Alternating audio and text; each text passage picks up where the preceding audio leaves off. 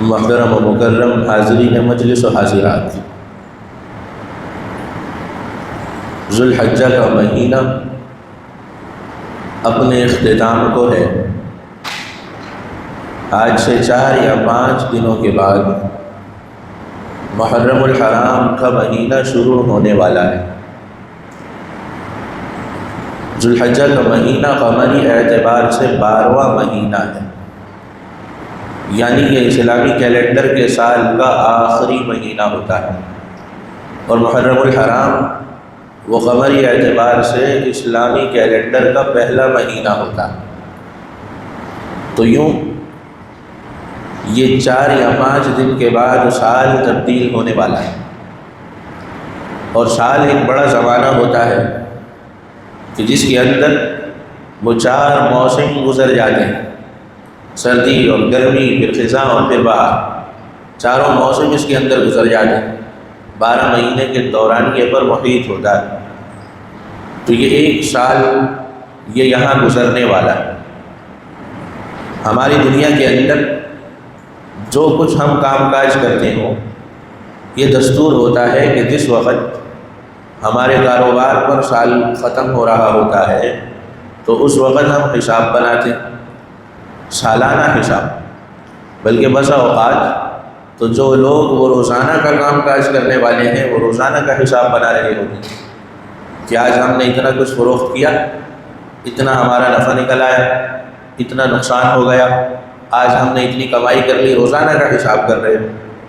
اور جو بڑے کاروباری ہیں وہ 3 مہینے 6 مہینے سال کا لازماً حساب نکالا کرتے ہیں، اور وہ نکال کر پھر غور و فکر کرتے ہیں کہ وہ دیکھیں کہ آیا ان کا وہ کاروبار کامیاب بھی جا رہا ہے کہ نہیں، ان کو فائدہ بھی پہنچا رہا ہے کہ نہیں، نقصان ہو رہا ہے تو کتنا ہو رہا ہے، فائدہ ہو رہا ہے تو کتنا ہو رہا ہے، نقصان کیوں ہو رہا ہے، اس کے لیے پھر وہ بیٹھ کر مشاورت کرتے ہیں کہ ایسا کیا کیا جائے کہ یہ گھاٹا ہمارے کاروبار میں کم سے کم ہو، اور مشاورت کرتے ہیں کہ اگر نفع ہو رہا ہے تو ایسا کیا کیا جائے کہ یہ نفع ہمارے کاروبار سے زیادہ آئے۔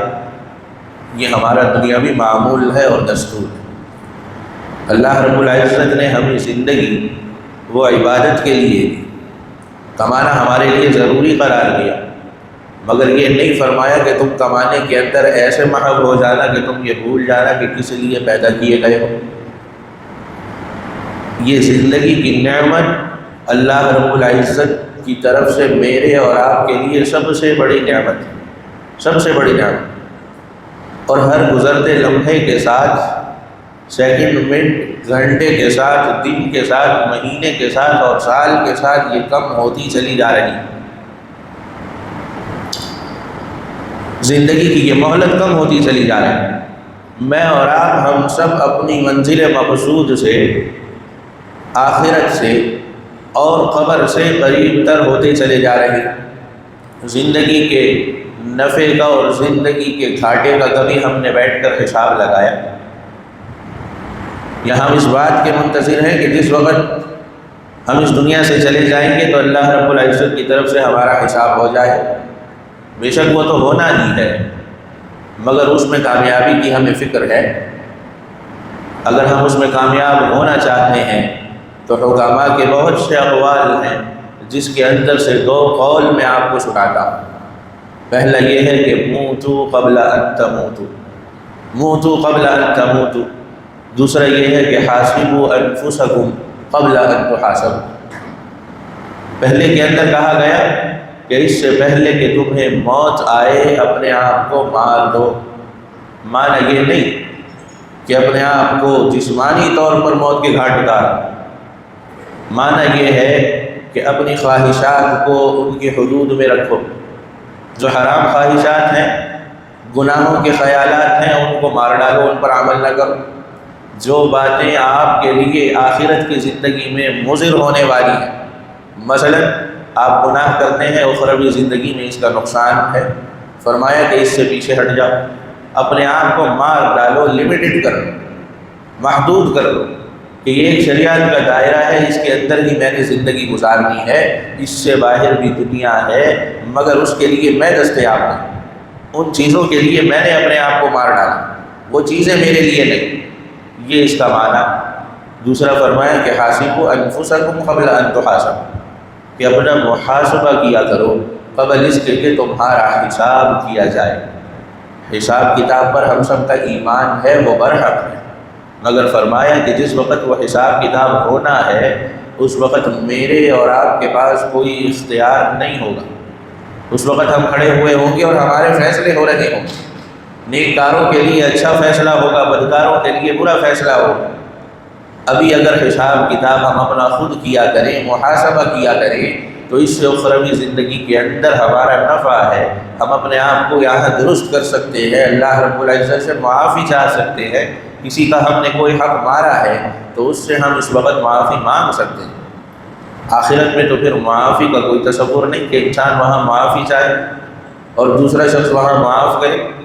اس کے بارے میں تو آپ صلی اللہ علیہ وسلم نے خبر دی ہے کہ اس وقت انسان کے نیک اعمال وہ بدلے میں دوسرے شخص کو دیے جا رہے ہوں گے کہ جس پر اس نے زیادتی کی ہو۔ لوگ آ کر دعوے کر رہے ہوں گے کہ یا اللہ اس نے میرا یہ حق مارا تھا، اس نے میرا یہ حق مارا تھا۔ اب اس وقت حق یوں دلوایا جائے گا کہ اس کی نیکیاں اٹھا کر کے دوسرے کو دی جائے گی کہ تم یہ اپنا حق وصول کرو اور جاؤ، آج تمہیں نیکیوں کی ضرورت ہے، اس سے وصول کرو اور جاؤ۔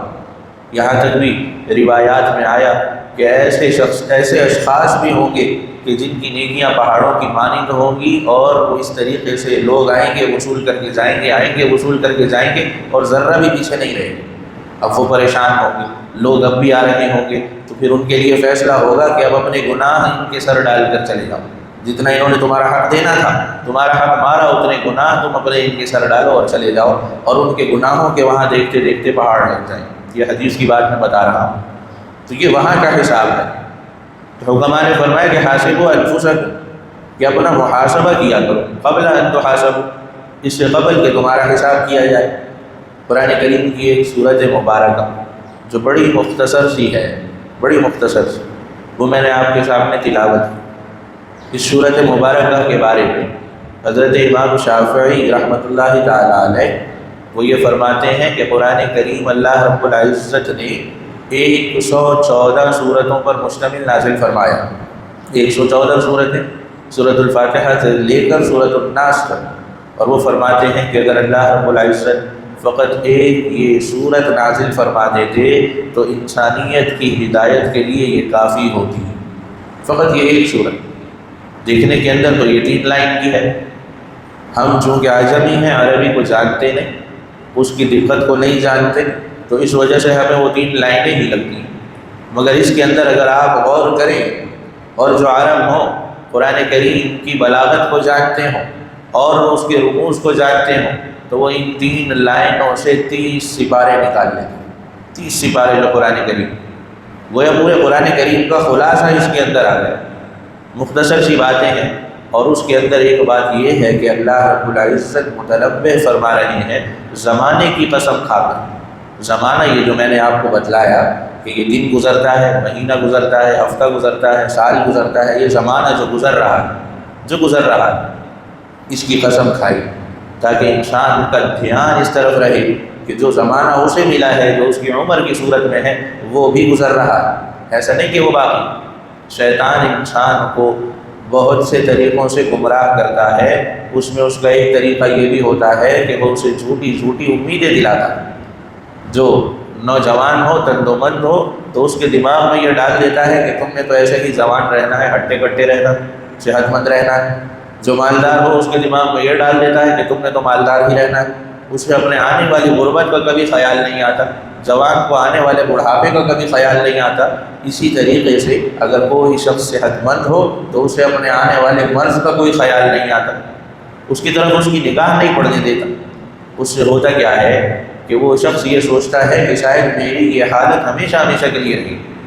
کون ہم میں سے صبح اٹھ کر سوچتا ہے کہ آج ہمارے پاس صحت ہے، ممکن ہے کل ہونا ہو ہم بیمار ہوں، بیماری تو ہر شخص پر آ ہی جاتی ہے۔ اسی طریقے سے جب ہم بیماری کا نہیں سوچتے تو موت کا کون سوچے گا؟ موت کا کس کو پھر خیال رہے؟ تو یہاں اللہ رب العزت نے اس زمانے کی قسم اٹھائی تاکہ یہ بات مستحضر رہے۔ چھوٹی سی صورت ہے، یاد بھی ہو جاتی، مستحضر رہے کہ یہ زمانہ جو ہمیں ملا ہے یہ گزر رہا ہے، یہ ہمیشہ کے لیے نہیں ہے، ہم بھی ہمیشہ کے لیے نہیں۔ اس کا کوئی مقصد ہے، ہمارا بھی کوئی مقصد ہے۔ آگے اللہ رب العزت فرما رہے ہیں چونکہ اسی زمانے سے لوگ بے پرواہ ہیں، اپنی عمروں سے لوگ بے پرواہ ہیں، مرنا ان کے دل میں باقی نہیں رہا ہے، تو کیا ہو رہا ہے؟ اپنا نقصان کر رہے ہیں۔ جو کام انہیں کرنے ہیں وہ تو نہیں کر رہے، کیا کر رہے ہیں؟ اپنا نقصان کر رہے ہیں۔ اس لیے کہ یہ مہلت یہ تو گزر رہی ہے، اس نے تو لوٹ کر نہیں آنا۔ آگے یہی بات فرما دی کہ ان الانسان لفی خسر، کہ انسان سارے کے سارے وہ خسارے کے اندر، سارے کے سارے انسان خسارے۔ اور آسان مثال سے سمجھ لیجئے کہ آپ نے یہاں سے جانا ہو، صدر جانا ہو، آپ کی جیب میں 10,000 روپے ہوں، اور وہاں سے آپ نے کوئی چیز خریدنی ہو اور واپس آنا، یہ آپ کا مقصد ہے۔ تو ہم میں سے ہر شخص جو عقل مند ہوتا ہے وہ یہ کرتا ہے کہ وہ 10,000 روپے بڑے سنبھال کر کے صدر تک پہنچتا ہے، پھر وہاں دیکھتا ہے کہ اچھی چیز اسے مل جائے ان پیسوں کی، پھر لے کر حفاظت کے ساتھ واپس آتا ہے، یہ مقصد ہوتا ہے۔ اب ایسے کسی شخص کو آپ تصور کریں کہ جس کا مقصد تو یہی ہے، مگر جب وہ یہاں سے نیچے اترتا ہے تو کھانا پینا شروع کر دیتا ہے، لوگوں کو کھلانا شروع کر دیتا ہے، کھیل کود میں پیسے اڑانا شروع کر دیتا ہے، حتیٰ کہ جب وہ صدر پہنچتا ہے تو اس کے پاس وہ 10,000 نہیں ہوتے، وہ 10,000 نہیں ہوتے جو وہ لے کر کے اس نے جانے تھے اور وہاں سے کوئی چیز خرید کر کے لانی تھی۔ تو اب یہ شخص وہاں سے کیا چیز خریدے؟ یہ تو اپنے سرمایے کا نقصان کر کے آ گیا، اس کے تو اب ہاتھ خالی۔ اب کیا وہ جو شخص چیز خریدنے گیا اس دکاندار سے یہ امید بھی رکھ سکتا ہے کہ بھائی میں پیسے تو لے کے نہیں آیا، وہ تو آتے آتے سارے خرچ کر دیے، اب تم مجھے مفت میں یہ چیز دے دو، مفت میں مجھے یہ چیز دے دو؟ وہ کہے گا کہ جب پیسے تھے لے کر نکلے تھے تو سنبھال کر لانے تھے، لاتے اور خرید کر لے جاتے، یہ عقل کی بات ہوتی۔ تمہیں کس نے کہا تھا کہ تم یہ اڑاتے اڑاتے آؤ اور پھر مفت میں چیز مجھ سے مانگو؟ اسی طریقے سے اللہ رب العزت نے مجھے، آپ کو، ہم سب کو یہ زندگی دی کسی مقصد کے لیے، آخرت میں کامیاب ہونے کے لیے۔ یہی بات اللہ رب العزت یہاں فرما رہے ہیں کہ جو انسان وہ اپنی زندگی اپنے مقصد سے ہٹ کر یہاں وہاں خرچ کر رہے ہیں، کوئی معاشی میں خرچ کر رہا ہے، کوئی اسی طریقے سے خواہشات میں خرچ کر رہا ہے، کوئی اسی طریقے سے غفلت میں اور کوتاہیوں میں خرچ کر رہا ہے، معنی یہ ہے کہ جو کچھ اللہ رب العزت نے فرمایا اس کی طرف التفات نہیں، اپنی آخرت کی تیاری نہیں، فرمائے یہ سارے کے سارے خسارے، نقصان میں جا رہے ہیں۔ زندگی تو ان کے ہاتھ میں نہیں ہے، یہ تو کم ہو رہی ہے، روز بروز کم ہو رہی ہے، کم ہوتی چلی جا رہی ہے۔ ان کے اعمال تو ان کے اپنے ہاتھ میں ہے، ان کے کام کاج تو اپنے ان کے ہاتھ میں ہے، ان کا سدھرنا تو ان کے ہاتھ میں ہے، پھر بھی یہ سدھار کی طرف نہیں آ رہے، پھر بھی یہ ہدایت کی طرف نہیں آ رہے۔ یہ بات فرمائے کہ ان الانسان لفی خسر، کیا آپ دیکھیں گے دنیا کے اندر اکثر انسان وہ ایسے ہی ہیں جو ایسی ہی زندگی گزار رہے ہیں جو خسارے والے ہیں۔ پھر آگے اللہ رب العزت نے استثناء بھی فرما دیا کہ الا الذین آمنوا وعملوا الصالحات وتواصوا بالحق وتواصوا بالصبر، 4 باتوں کا استثناء فرما دیا۔ فرمایا کہ اس نقصان سے بچنے والے کچھ لوگ ہیں کہ جن کے اندر ایسی صفات پائی جائیں، کچھ ایسے ہیں کہ وہ مکمل خسارے سے اپنے آپ کو بچا لیں گے جن میں یہ 4 صفات موجود ہوں، اور کچھ ایسے ہیں کہ مکمل خسارے سے تو اپنے آپ کو نہ بچا سکیں گے، کچھ نہ کچھ خسارہ تو ان کا بھی ہوگا مگر ان میں کوئی نہ کوئی صفت ان میں سے موجود ہوگی۔ ان میں سے پہلی صفت یہ کہ آدمی ایمان والا ہو، الا الذین آمنوا، ایمان والوں کو مستثنیٰ کر دیا، پیچھے غیر ایمان والے رہ گئے کہ وہ مکمل خسارے کے اندر آخرت میں ہوں، مکمل خسارے، ان کا آخرت میں کوئی نفع نہیں ہونے والا۔ ایمان والوں کا کچھ نہ کچھ نفع ہوگا اول۔ پھر فرمایا وعاملوا الصالحات، اس سے زیادہ نفع ان لوگوں کا ہوگا کہ جو نہ صرف ایمان والے تھے بلکہ ان کے اعمال بھی نیک تھے، دل میں بھی ان کے کلمہ تھا، زبان پر بھی ان کے کلمہ تھا، اور عملی طور پر جو عبادات اللہ رب العزت نے ان کے ذمے لگا رکھی تھیں وہ بھی وہ ادا کیا کرتے تھے، نیک اعمال کرنے والے۔ اسی طریقے سے پھر فرمایا کہ وتواصوا بالحق وتواصوا بالصبر، یہ اس سے آگے کا درجہ کہ نہ صرف یہ کہ خود نیک اعمال کرتے تھے، دوسروں کو بھی نیک باتوں کی تلقین کیا کرتے تھے، نصیحت کیا کرتے تھے، امر بالمعروف کے اوپر کاربند تھے، نہی عن المنکر کیا کرتے تھے، وتواصوا بالصبر، اور صبر کی ایک دوسرے کو وصیت کیا کرتے تھے، تلقین کیا کرتے تھے۔ یہ صبر وہ والا نہیں ہے کہ مجھ پر اگر کوئی غم آئے تو میں صبر کروں۔ صبر کے کئی معنی ہوتے ہیں، ایک معنی یہ بھی ہے، مگر یہاں صبر سے مراد یہ ہے کہ اطاعت کے اوپر اپنے آپ کو مستقیم رکھتے تھے، استقامت والا رکھتے تھے، صبر کرتے تھے۔ مثلا اگر نمازیں 5 دن کی ہیں تو ان کو نہیں چھوڑتے تھے، ان کو روزانہ ادا کرتے تھے۔ زکوٰۃ دینے والے وہ ہیں تو جس وقت زکوٰۃ کا وقت آتا زکوٰۃ نکال کر دیتے تھے، یعنی جو کچھ اللہ رب العزت نے ان کے اوپر لازمی کیا ہوا تھا باوجود اس کے کہ یہ چاہیں نہ چاہیں اسے وہ ادا کیا کرتے تھے اللہ رب العزت کی طرف سے فریضہ سمجھ کہ اللہ کا حکم ہے کرنا ہی ہے، اس کے اوپر صبر، یہ نفس کے اوپر شاق گزرتا ہے۔ آپ نماز پڑھنے کے لیے آئیں تو یہ آپ کے نفس پر شاق گزرتا ہے، اس سے بڑھ کر شیطان پر شاق گزرتا ہے، دونوں اس بات پر راضی نہیں ہوتے، یا آپ کو طرح طرح سے وساوس کے ذریعے سے تکلیف پہنچا رہے ہو، کبھی آپ کی طبیعت مندر ہو رہی ہوگی، کبھی دماغ میں ڈال رہے ہوں گے کہ چھوڑو گھر پہ پڑھتے ہیں، پھر دماغ میں ڈالیں گے چھوڑو پڑھتے نہیں بعد میں قضا کر لیں گے، طرح طرح سے آپ پر حاوی ہوتے ہیں، آپ کی جنگ کر کے اللہ رب العزت کی طرف آ رہے ہوتے ہیں، شیطان سے جنگ کر کے آ رہے ہوتے ہیں، اسی طریقے سے نفس سے جنگ کر کے آ رہے ہوتے ہیں۔ تو یہ صبر کا معنی ہے کہ صرف ایک مرتبہ انہوں نے جنگ نہیں کی، ایک مرتبہ غالب نہیں ہوئے، بلکہ ان کی اس ایثار ثانی پر ہمیشہ ثابت رہے، استقامت کے ساتھ وہ اعمال کرتے رہے، اور دوسروں سے بھی یہ کہتے رہے، وصیت کرتے رہے کہ بھائی یہ دنیا تو فانی ہے، چند روزہ ہے، میں اور تم ہم یہاں سے چلے جانے والے ہیں، جو اعمال ہمارے ذمہ ہیں کم از کم اس کی ادائیگی کی تو کوشش کر لیں، اسے تو ادا کر کے یہاں سے چلے جائے۔ وتواصوا بالحق وتواصوا بالصبر، اس کا یہ معنی یہاں ہے۔ تو فرمایا کہ آدمی کو اپنا محاسبہ وہ کر لینا چاہیے۔ علماء نے لکھا ہے کہ یہ محاسبہ آدمی کو ہر رات کرنا چاہیے۔ جس وقت ہم سوتے ہیں، ابھی تو ہمارے ہاں جو معاشرت ہو چکی ہے وہ یہ ہے کہ رات کے وقت ہم آخری کام جو کرتے ہیں وہ یہ کہ اپنا موبائل چلا رہے ہوتے ہیں، اور اسے دیکھتے دیکھتے ہماری آنکھ لگ جاتی ہے، اور صبح اٹھتے ہیں تو اٹھتے ساتھ موبائل اٹھاتے ہیں اور سامنے کر لیتے ہیں۔ آپ صلی اللہ علیہ وسلم نے یہ طریقہ مسلمانوں کو سونے اور اٹھنے کا نہیں فرمایا، آپ نے پوری زندگی مسلمانوں کو سکھلائی ہے، سونے کا طریقہ بھی بتلایا۔ فرمایا اس سے پہلے وضو کر لو، وضو کرنے کے بعد اپنے بستر پر بیٹھ جاؤ اور بسترے کو بھی جھاڑ لو، تسبیح فاطمی کا ورد کر لو، باوضو ہو کر کے دائنی کروٹ پر لیٹ جاؤ اور پھر سو جاؤ۔ کتنے آداب ہیں، کتنی سنتیں ہیں، ان پر عمل کرتے ہوئے اگر آپ نیند کریں تو آپ کا سونا بھی عبادت بنے، جاگنے کے بعد کیا آداب ہیں اس پر عمل کر لیں تو آپ کا جاگنا بھی عبادت بنے۔ تو وہ طریقے تو ہمیں معلوم نہیں، یہ معاشرت ہماری بن گئی ہے کہ رات کو سو رہے ہیں تو موبائل کو دیکھ کر، صبح اٹھ رہے ہیں تو موبائل کو دیکھ۔